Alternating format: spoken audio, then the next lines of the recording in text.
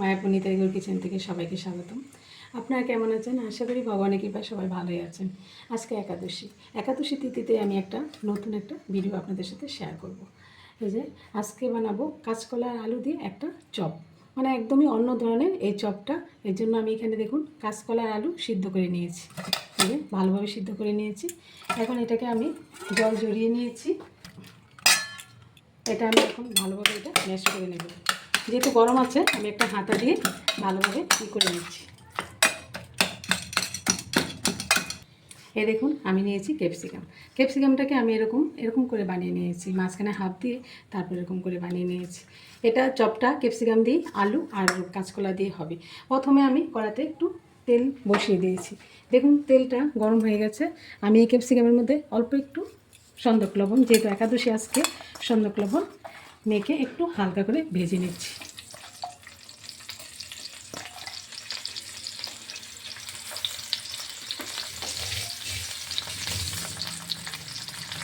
এই যে কাঁচকলাটা একটু উল্টিয়ে পাল্টে এখন আমি নামিয়ে দেবো। ক্যাপসিকামটা হয়ে গেছে, নামিয়ে দিচ্ছি। আমি ক্যাপসিকামটা ভেজে নিয়েছি আর তেলটাও কমিয়ে দিয়েছি। একদম অল্প তেলের মধ্যে এখানে দিয়ে দিচ্ছি আদা কুচি আর লঙ্কা কুচি। আদাটা আর লঙ্কাটা ভালোভাবে একটু কিছুক্ষণ ভেজে নিচ্ছি। এখানে কটা কারি পাতাও দিয়ে দিলাম, কারি পাতাটাও ভালোভাবে ভেজে নিচ্ছি। যে আদা লঙ্কা কারি পাতাটা ভাজা হয়ে গেছে, এখানে দিয়ে দিচ্ছি কাঁচকলা আর আলুটা। এটা আমি একটু পুর করে নিচ্ছি। স্বাদ মতো দিয়ে দিচ্ছি সন্দক লবণ,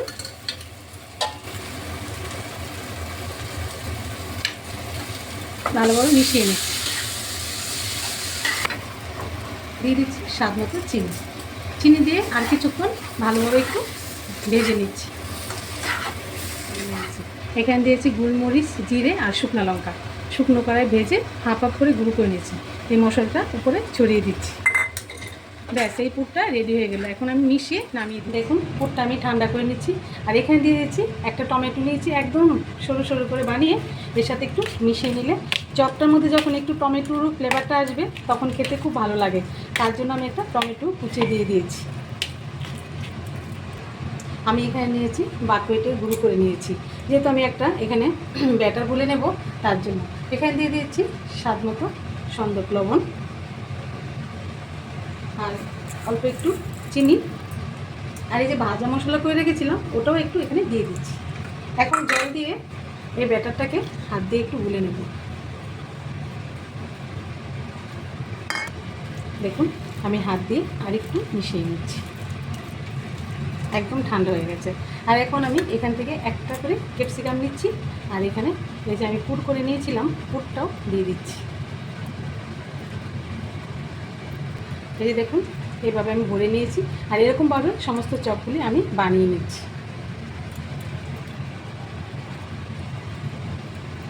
এই যে দেখুন চপগুলো বানানো হয়ে গেছে। আর এখানে যেহেতু একটা ব্যাটার করে নিয়েছি, এখন কড়াতে আমি তেলও বসিয়ে দিয়েছি। দেখুন তেলটা গরম হয়ে গেছে। এখন আমি এই ব্যাটারে চুবিয়ে তেলের মধ্যে দিয়ে দিচ্ছি।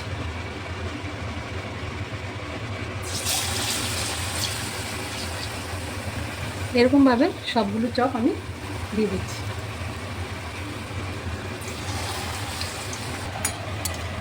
এই যে আস্তে আস্তে আমি উল্টে দিচ্ছি।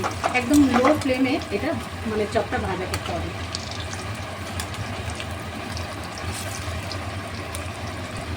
দেখুন চপগুলি আমি উল্টিয়ে পাল্টিয়ে ভেজে নিচ্ছি লালচে করে। দেখুন কত সুন্দর এরকম আস্তে আস্তে লালচে করে ভেজে নিচ্ছি।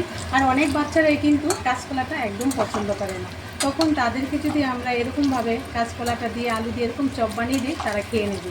এটা ক্যাপসিকাম আছে, এটা কিন্তু মানে খুবই হেলদি এবং টেস্টি এই খাবারটা। এরকম করে আপনারা একাদশী দিন বাচ্চাদের করে ভোগ লাগিয়ে প্রসাদ দিতে পারেন। দেখুন চপগুলি হয়ে গেছে, আমি নামিয়ে দিচ্ছি।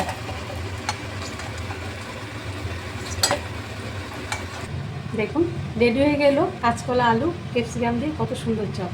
তাহলে এরকমভাবে আপনারা বানাবেন, ট্রাই করবেন, আমাকে কমেন্ট করবেন কেমন লাগলো। তাহলে সবাই ভালো থাকবেন, সুস্থ থাকবেন। আবার দেখা হচ্ছে পরের ভিডিওতে। হরে কৃষ্ণ।